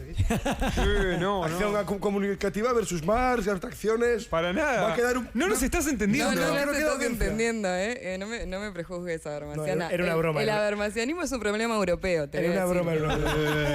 Entre otros. 10 y 22 en Vortex acaban de acusar de habermasismo acá. Quedo fuera hasta yo, boludo. Es espectacular. Era una broma para impedir que esta escala bélico discursiva que deje sin audiencia, pero bueno, podemos... La gente escuchó Habermas y se está conectando. Bueno, ahora sí. Ahora sí. Estaba bromeando, yo quería agregar, si puedo, lo que decía Sabri. Decir que bromeas en este programa. Que no solo esto es lo que estamos viviendo, es una declinación, que es una libertad negativa, sino que es una declinación muy, muy particular de cierta libertad negativa determinada por un punitivismo, autoritarismo, fascismo, digámosle como queramos, donde se ubica a un enemigo claro y se lo quiere exterminar. Acá se están identificando chivos expiatorios como el problema que impide al resto de la comunidad, al resto de los argentinos de bien, progresar, realizarse. Y eso no es propio del liberalismo. Les quería preguntar, es una buena ocasión para discutirlo con todos ustedes, que la otra vez yo te lo tiré así como para discutir, que es, Bueno, vieron que Milei hizo una gira sacándose fotos con Elon Musk, pero también con el de Google o el de Apple, o con gente de Silicon Valley. Fue a sacarse fotos. Sí. Porque ellos son la punta de lanza de la economía actual, o sea, del capitalismo actual y del mercado actual. Sin embargo, nosotros que somos gente estudiosa sabemos que el capitalismo Silicon Valley es un capitalismo, como decía Ale, progresista en lo cultural. Sí. En principio y de fachada, ¿no? En Google las relaciones autoritarias no funcionan, sino que tiene que ver más con toda esta política de producción de deseo y de ganas de trabajar, que incluyen diversión, etcétera, etcétera, y que mucha de la cara visible de el capitalismo 2.0, que es el entretenimiento también, vino muy de la mano del progresismo cultural. De hecho, lo que nos pasó también es que ya se había vuelto hegemónico. Sin embargo, acá en Argentina, por alguna razón el liberalismo persiste en ser facho. O sea, persiste en ser conservador. Yo pensaba en eso cuando decías. Como que Argentina no poder escapar de eso. Y este aprendizaje de los marines no lo tiene el ejército argentino y no lo tiene la visión securitista argentina, incluso los más liberales. Ahí hay una paradoja que yo no entiendo. Sí, parecía ser el gobierno que iba a lograr ser liberal sin una alianza conservadora. ¿Parecía eso? ¿Cuándo pareció eso? Y en un momento cuando el PRO se llevaba la parte más conservadora y ellos quedaban como siendo más libertarios, pero después cuando hubo la alianza ahí se manifestó que no. Ganó lo conservador de todo, la parte conservadora del PRO y esto que también es conservador. Sí. No, pero sin esa alianza hubiese sido algo menos clásico, digamos. A eso lo que pasa es que esa alianza era la posibilidad de realizarlo en este mundo, porque si no, no tenían cuadro ni nada. Sí, pero siempre es esa y no otra. Entonces, sí, eso en Argentina se da siempre. Tú sabes más de Argentina que yo, imagino. No lo tengo claro. Pero, no, pensaba que... ¿Por qué, no? ¿Por qué pensar que este liberalismo, que no es liberalismo, insisto, libertarianismo, le podemos decir, como se dicen ellos, podía pensarse como algo que no fuera conservador si reivindicaban la última dictadura militar, digo, ese tipo de cosas? Que reivindicar la última dictadura es no solo reivindicar la posibilidad de una intervención de las Fuerzas Armadas, sino también la eliminación de un otro que vos podés determinar que no puede ser parte de tu comunidad, digamos, ¿no? Si la política es la lucha permanente por el sentido y es una lucha que todos los que la jugamos sabemos que no se puede ganar, digamos, es un juego infinito. No se puede ganar, claro. Hay triunfos parciales, digamos, pero justamente de eso se trata, que son parciales y nunca totales. Pensar que puede haber una totalidad, y es difícil, ¿no? Pensar que en una totalidad uno puede ser libre, en un régimen total. Bueno, está buenísimo eso que decís de los triunfos parciales, porque creo que mucho nos pasó y nos sigue pasando cuando arrancó el gobierno de Milei, decir como, ¿cómo que estamos discutiendo esto de vuelta? Total. ¿No? ¿Cómo puede ser que estemos discutiendo si YPF va a ser estatal o no, si el Fondo Nacional de las Artes? Sí, eso es la política, digamos. No hay garantía, no hay nada asegurado. Toda victoria es victoria parcial, todo estado es un estado precario y siempre vamos a volver a discutir las cosas, digamos. Tenemos el sueño y la fantasía de las garantías, ¿no? De la Constitución casi como algo que nos va a garantizar bíblicamente la continuidad de los hábitos, ¿no? Pero después nosotros mismos discutimos, como el sector más progresista, discutimos el rol de la mujer, el rol del varón, digamos. Fuimos a los fundamentos también. Entonces, ¿por qué Milei no lo haría? ¿No? Sí. ¿Por qué no iría también a las cosas que parecían más intocables? Y después también lo sorprendente de que esas peleas que tenemos hoy ahora, uno las va a leer a la historia y se han dado en términos muy similares en otros contextos. En el sentido, no sé, en 1905 ya había discusiones cerca del círculo de Max Weber de amor libre, en muchos casos contestó cosas muy parecidas a las que se dijeron después.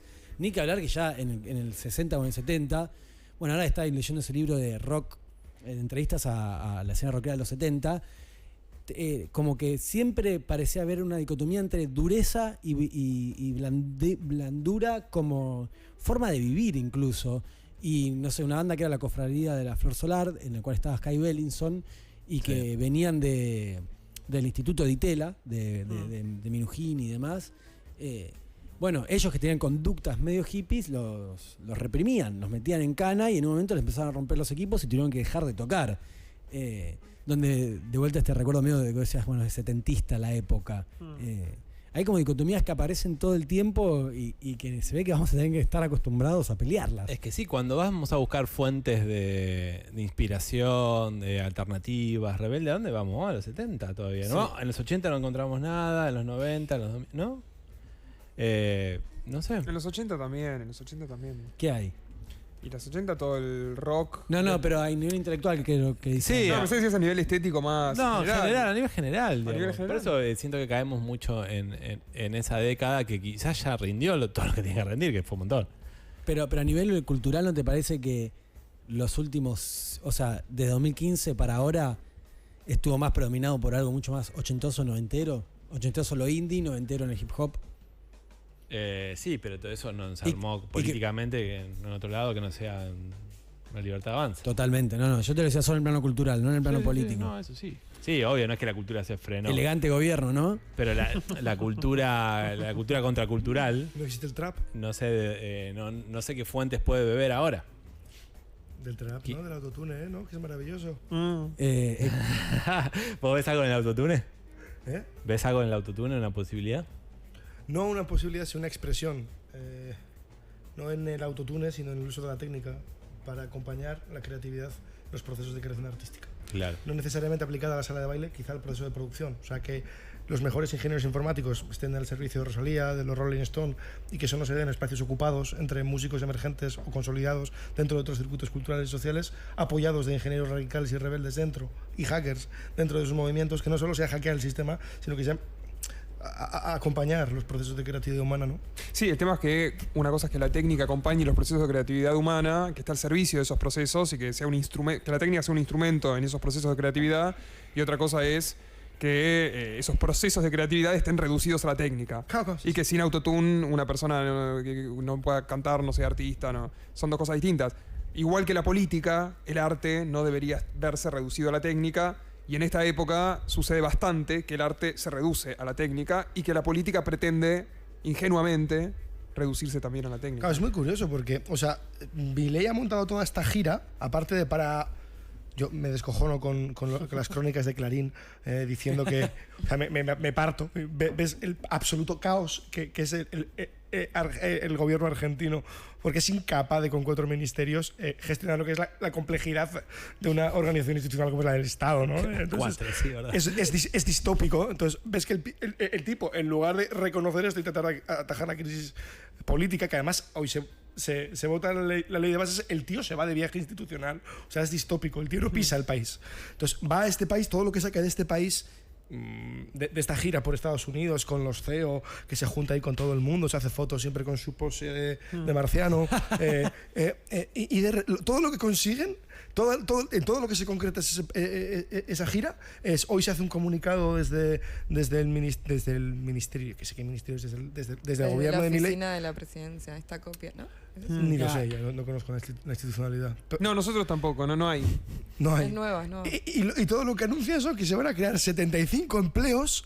75. O sea, es que una editorial y una distribuidora puede crear el doble, quiero decir. 75 empleos con WorldCoin, que es la compañía que escanea los irises. Sí, o sea, sí. le das 1 millón de iris humanos de tu ciudadanía, se los regalas y dices, tómalo a la empresa que está entrenando ChatGPT, y sales a presumir de que 75 empleos. Entonces, eso es la reducción de la utopía, de la distopía tecnológica actual a la política. Por eso la estetización de la técnica puesta en marcha por el fascismo, como dice Benjamin.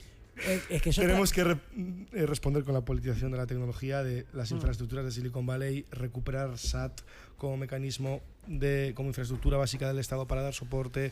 Esos discursos tienen que entrar otra vez en la política y no están. Sí, para mí ahí la pregunta que vos te haces también va a la reivindicación más bien. Me encanta, no sé si da para decir esto, pero me encanta que cualquier cosa hay españoles peronistas, es como una cosa que me apasiona.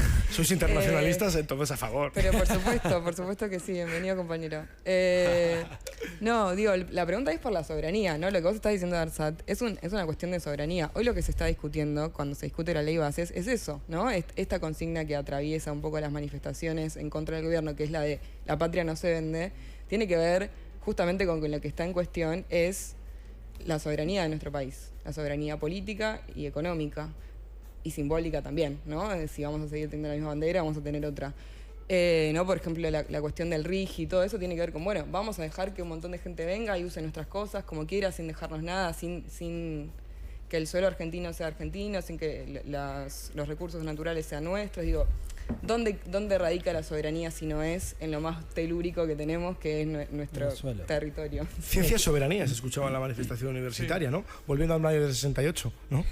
Otra vez. No se lo traigas, Ale, por favor. Decía, pero es importante, lo de volver al mayo del 68 es importante a la hora de recuperar. Ahora mismo tenemos a una serie de cuadros que no solo son clases proletarias, que también hay mucho intelectualismo y es positivo en el movimiento estudiantil, y lo que estamos viendo y lo que se decía entonces es que podía ser un motor de oposición revolucionaria, solo que lo estudiantil tenía la potencialidad futura de ser un movimiento transformador y revolucionario, pero también se tiene que centralizar, también se tiene que crear una estrategia ahora con otros lugares de fuera, pues en España, en Estados Unidos, que se están organizando con el tema de Palestina, sobre todo porque a mí la idea de soberanía es igual a ciencia, y aquí es la primera vez que lo pensé, gracias a conocimiento también, ¿no? A conocimiento y sobre todo yo cuando estuve en la manifestación del 21 de abril, ¿era, no? El día 23. Lo que veías toda esa gente joven, también especialmente mujeres, demandando cuestiones que tenían que ver con la universidad como algo que no crea valor económico ni estatal, como algo que es humano, pero que está en lo cotidiano, en lo corriente, que no se reduce a eso. Y me preguntaba si la universidad, si la ciencia, la soberanía, porque es una discusión sobre la soberanía, sobre las infraestructuras materiales que no son privatizadas por Silicon Valley, pero también sobre el uso que tienen esas infraestructuras. Es ARSAT como infraestructura para que haya inteligencias artificiales entrenadas con los papers que creamos, producimos en los países, no con los papers encima situados, que no son los que reproducen las perspectivas eurocéntricas, que nos ayuden a pensar, a trabajar, a seguir pensando, a solucionar los problemas, a que la ciencia se vuelque otra vez en la solución de la desigualdad, de la falta de asistencia, del cambio climático. Entonces, ahí ya no solo es una cuestión de la soberanía, que sí es principalmente eso, pero hay cómo se moviliza toda la energía, todo el conocimiento, todas las ciencias sociales, todo lo que hay en los márgenes y dentro de la universidad para un proyecto radical de transformación del país. Y eso es lo bonito de estos días. Expresidente, señoras y señores. La idea de soberanía es fundamental y de hecho para mí dan la tecla Moreno cuando dice, queremos capitalismo, pero tiene ese capitalismo nacional. Lo que pasa es que eso es hoy en un mundo donde incluso a Estados Unidos se le complica controlar la libertad de empresa y tiene discusiones respecto a proteccionismo sí o no, realmente la discusión entre globalismo de mercado y una defensa de lo nacional como Estado es como la punta de lanza de una discusión política. Yo no voy a convalidar ese diagnóstico en esta mesa con mi silencio. La discusión no puede reducirse a si capitalismo nacional y capitalismo internacional extranjerizante. No puede ser eso porque el problema con este proyecto terrible, tremendo, terrible, que se está por votar en unos minutos. Sí, estoy atento ahí. Estamos viendo. Es por supuesto... Tiene que ver, por supuesto, con la soberanía y con la defensa de nuestros recursos materiales, simbólicos, científicos, etcétera, pero también tiene que ver con los derechos de una parte mayoritaria de la sociedad en detrimento de los privilegios de una parte minoritaria, y acá se juegan, desde el RIGI y la reforma laboral, los derechos de la clase trabajadora, en este caso argentina, atacada por otra clase, también argentina, y por el capital extranjero, internacional. Entonces, y trabajadores internacionales también. Trabajadores internacionales también. Entonces hay que combinar la cuestión de la soberanía, que se juega, que está atacada y se juega en esta ley, con los derechos de la clase mayoritaria y, digámoslo en sentido amplio, las clases populares de este país. Entonces, en ese punto yo me permito discrepar o poner un manto de dudas sobre el término, no, como dice Guillermo Moreno. Y aparte, yo no puedo creer a la gente que se toma en serio a Guillermo Moreno. Realmente es una cosa que que comprendo. Síntoma de esta época también. Pues dale una vuelta porque es importante, que ese es probablemente el tío que mejor funciona en TikTok. Claro, bueno, en la época de TikTok tiene sentido que Milei sea presidente y que Guillermo Moreno sea el representante del peronismo. Bueno, me parece problema por todos lados. ¿Le echa la culpa a TikTok? Sí. Escuchá, ¿es un problema de técnica? Sí. O sea, nuestros representantes políticos anteriores... Sí. No, No se equivocaron, solo fue TikTok. Exacto. Ok, Es que muchas gracias. Siempre es la época de algo, ¿o no? O sea, no fue TikTok, fue Perón. No fue ¿qué TikTok. tienes que No, si hacer? no es la época de los discursos en la arena pública, es la de los diarios, sino la de la tele, sino la de la radio. A sino- ver, o sea, el relativismo posmoderno. No. ¿Qué problema hay con la posmodernidad? Le pegó el Todos. escabio a Luca. No, estoy tomando agua. Siempre es la época de No se algo. puede decir que no Entonces, es posmoderno y negar a Moreno. Sí vale como rap. No, pero ¿qué es esa dicotomía? Sí, estamos en una ¿Qué es, batalla, pero ¿no? ¿por qué es esa dicotomía? ¿O soy posmoderno relativista o soy católico de Guillermo Moreno? Él ¿no? es ¿Cuál dogmático, pero de Marx. Claro. Y lo mío no era relativismo, es decir, siempre estamos en Gran una problema, época, nada más. Y ¿Pero eso, qué quiere eso es decir incluso objetivo. Sí, claro. Entonces, siempre estamos en el mundo. Siempre estás jugando en un lugar que construyeron otros que no sos vos. Entonces siempre estás adaptándote a la época y escribiendo o hablando o pensando en un lugar bien. que no elegiste. Está bien, pero frente a eso uno puede ser apologético de la época que le toca vivir o puede ser crítico. Sí. ¿No? O otra cosa. Que no ¿Qué sean cosa? esas dos A opciones. ver, ¿qué Bueno, cosa? no, solo... Eso es el desafío. Cómplice silencioso. No. Dicen que dijo Horacio González que lo que habla de una época son las preguntas que nos hacemos en la época que vivimos, ¿no? Entonces hay que saber también habitar la indeterminación y poder decir, no necesitar tomar partido tan rápidamente, ¿no? Ser morenista o antimorenista, en todo caso un poco eso, ¿no? ¿Qué nos dice Moreno de la hora?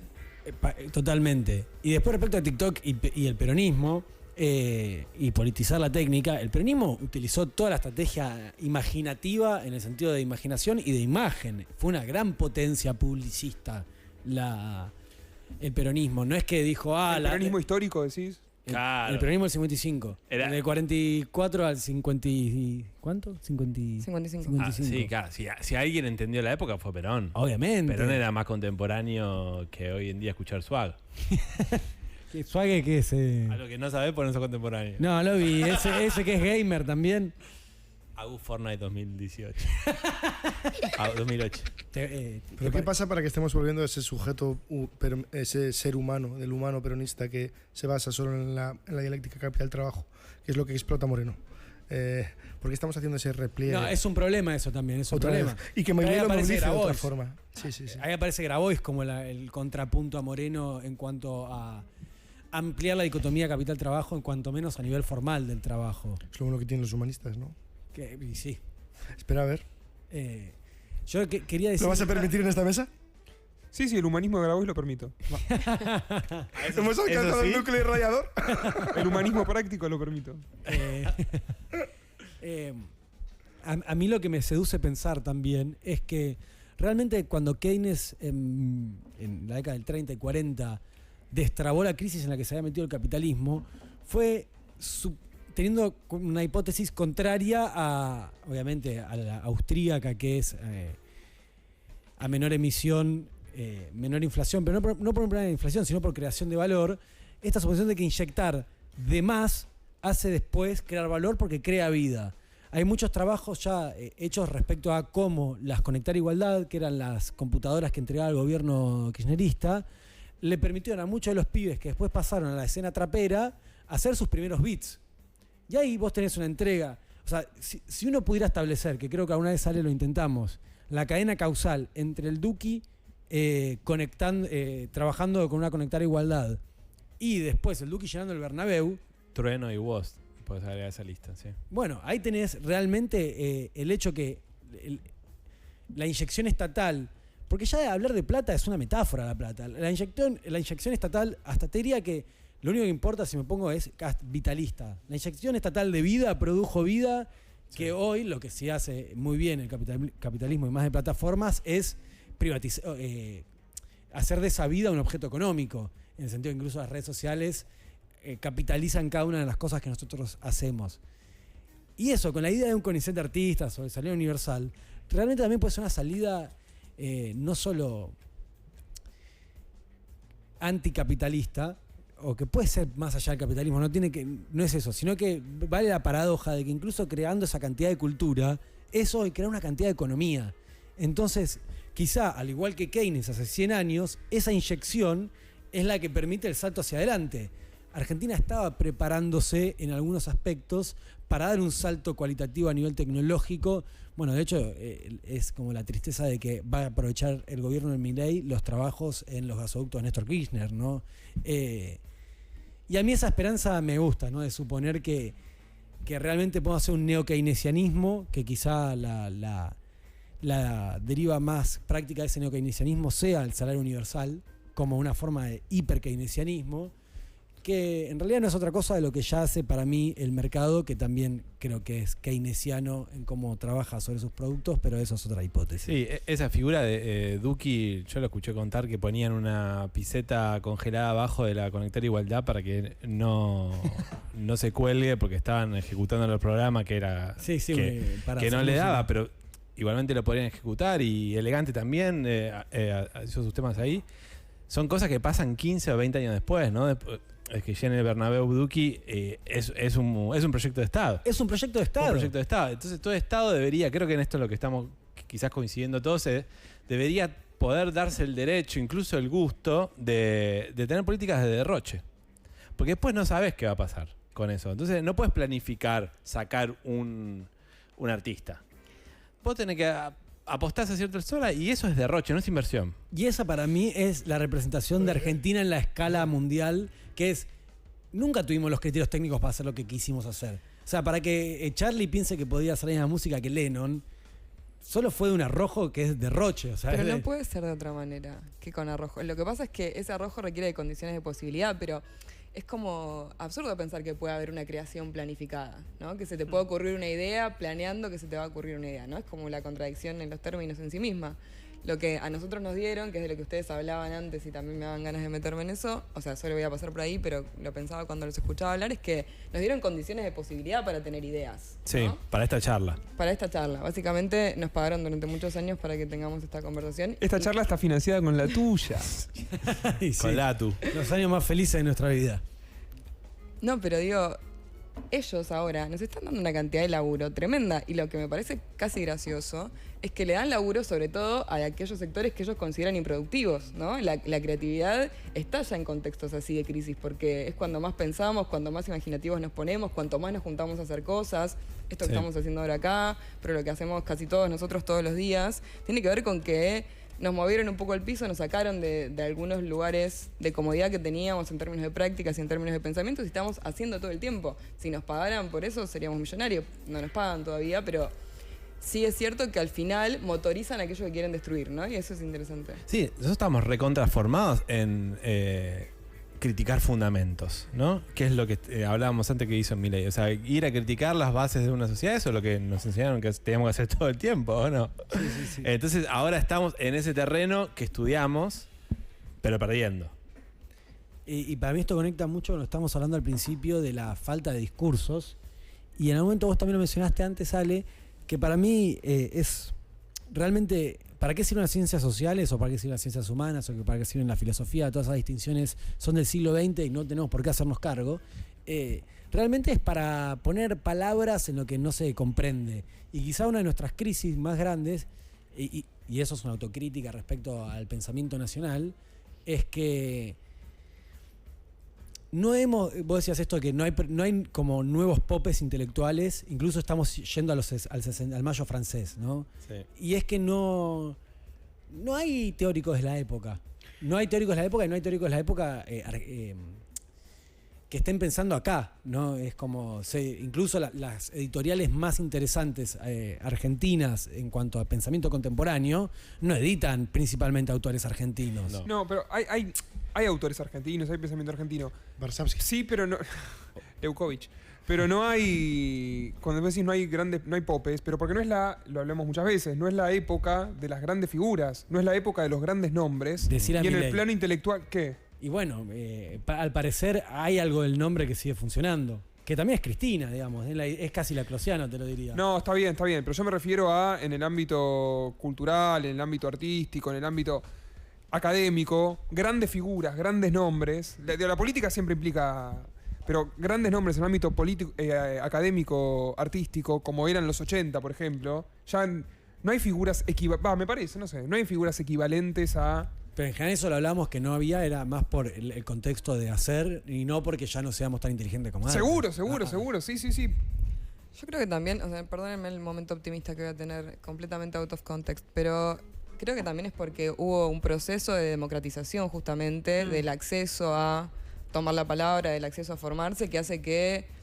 nos pueda resultar tan interesante escuchar a una persona como nosotros que a un pope, a un senior, como le decimos, de la academia, ¿no? Ahora hay seniors, pero también hay juniors y somos un montón de gente que estamos pensando y estamos formados para pensar y para laburar de esto. Me parece que tiene que ver con eso también. Qué sé yo, en los años 80, investigadores en el CONICET había 10 y ahora hay cientos. Sí, total. Pero la conectar igualdad de nosotros, que son las becas que tuvimos todavía, no somos jóvenes. Sí. Con 36 años en el mundo del intelectual, sos joven, sos un joven investigador. Entonces, quizás lo podemos ver dentro de 10, 15 años, a ver qué pasó con nosotros. Si hicimos algo o no hicimos algo, y ya casi es responsabilidad individual. Creo que antes de que te acusara de Bermasiana, lo siento, era una broma. Creo que estaba dando una clave. 2248 pide perdón por haber acusado de Bermasiana. La gente, nunca más. La gente de otro lado se alivia. No, pero era una forma de incluso parodia. Todo ese problema que estás diciendo tiene una responsabilidad grande del marxismo occidental y la manera en que no ha sido capaz de integrar buena parte de las críticas a la reconciliación entre la democracia y la organización de recursos económicos. Pero bueno, al margen de eso, quería volver al tema, o sea, al margen de maldito marxismo occidental que nos ha metido en muchos más problemas que Habermas y maldito Laclau que lo reprodujo. Ha traído algo que es central y llevándolo a Silicon Valley, que es la creatividad siempre es un algo colectivo. O sea, nunca la creatividad es un acto individual. Por eso nos están tratando de meter la idea del CEO, que innova y sale de su garaje. Bueno, todos esos lo han hecho gracias al dinero del Departamento de Defensa estadounidense, gracias a fondos de inversión, gracias al dinero de sus familias. O sea, esa creatividad, esa centralización de la creatividad, esa monopolización capitalista de la creatividad, siempre es una negación de la creatividad colectiva. Es que la aniquila. Y donde está realmente la potencia revolucionaria. Y hoy quiero blandir una lanza. Prefiero pensar en Raymond Williams que en Keynes, por ejemplo. O sea, en el sentido de que movilizar toda esta creatividad de manera colectiva sería pensar en cómo lo que fueron los mejores años de tu vida, que fueron los que estuviste a sueldo del CONICET, fueran los mejores años de siempre y que eso lo viéramos cómo se utiliza para movilizar y para canalizar las energías del país en torno a ese proyecto que discutíamos. Y ya decía algo que es muy interesante.